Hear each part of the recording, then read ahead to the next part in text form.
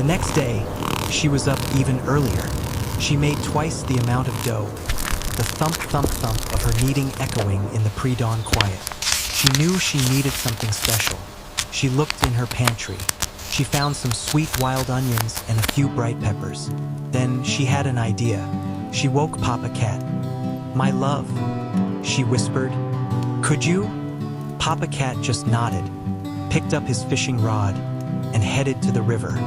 Mama Cat felt a pang of disappointment, but she quickly hid it. She pulled Paws close. "That was a wonderful day's work," she said, her voice warm. "And do you know what? Tomorrow, we will just have to make more pizza." By sunset, they had sold every last crumb. Exhausted but hopeful, Mama Cat and Paws cycled home. They sat on the floor and emptied the coin jar onto the mat. They counted, stacking the coins in small piles. Paws' ears drooped. It was a good amount, but it was only half. They were still far from the price of the shiny red car. It's lovely, Mama Cat sweetie. worked tirelessly. Maybe we can the draw sun it later. climbed high, beating down on the stall. Her paws were covered in flour, and her back ached from standing, but she never stopped smiling. Paws helped, handing out the leaf napkins and beaming with pride. "My mama made this," he told everyone. They sold one slice, then two, then a whole pizza. But as the afternoon wore on, a large, grumpy badger stomped over. "Your smoke," he grumbled. "It's too delicious. It's distracting." Mama Cat's face fell, but the bunny family returned. "Nonsense," said Papa Bunny. "It's the best smell in the market." The badger huffed, bought a slice, and walked away, slightly less grumpy. It was slow at first. Other vendors sold fish and vegetables. But then Mama Cat fired up her small, portable clay oven. She stretched a ball of dough, her paws moving in a graceful, practiced circle. She ladled the rich red sauce, sprinkled the precious grated cheese, and slid it into the heat. A delicious, smoky, bready scent wafted through the market. A family of bunnies, their noses twitching, were the first to approach. "One slice, please," they said. With the risen dough, the fragrant sauce, and a small block of cheese she had been saving, Mama Cat loaded everything onto her trusty bicycle. Paws, his eyes wide with excitement, put a stack of leaf napkins in the basket. Together, they wheeled the bicycle to the village market. Papa Cat, seeing her determination, helped. He found sturdy wooden planks and, with careful sawing and gentle tapping, built a small fold-up stall. Mama Cat painted a sign in cheerful, looping letters, "Mama's homemade pizza, by the slice." Next, the sauce. She went to the garden, the cool morning dew dampening her paws. She picked the ripest, reddest tomatoes, each one heavy with sunshine. Back inside, she washed them, scored a small X on the bottom of each, and dropped them into boiling water. After a moment, she plunged them into cool water, and the skins peeled away like magic. She crushed the tomatoes in a heavy pot, adding crushed garlic, a sprig of basil from her window, and a pinch of sugar.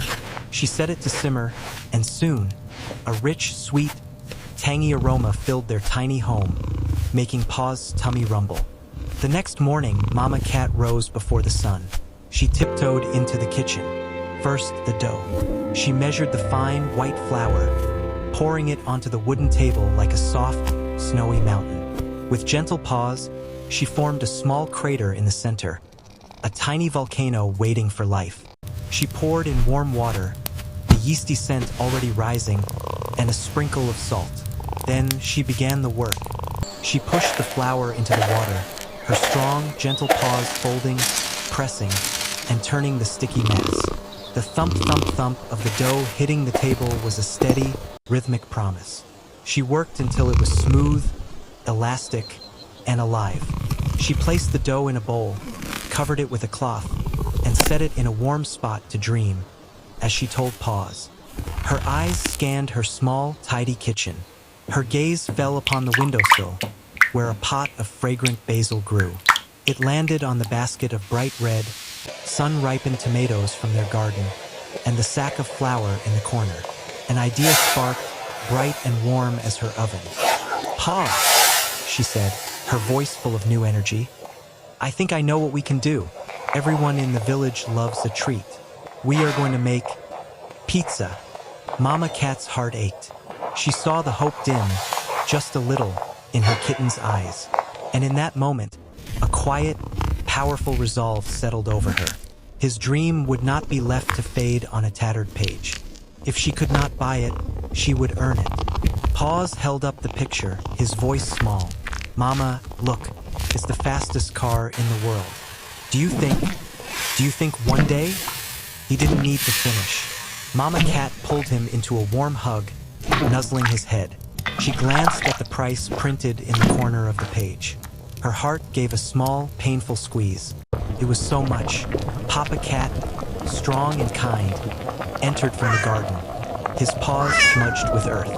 He saw the picture, then looked at their little savings jar on the shelf. It was barely a quarter full. He looked at Mama Cat and shook his head gently.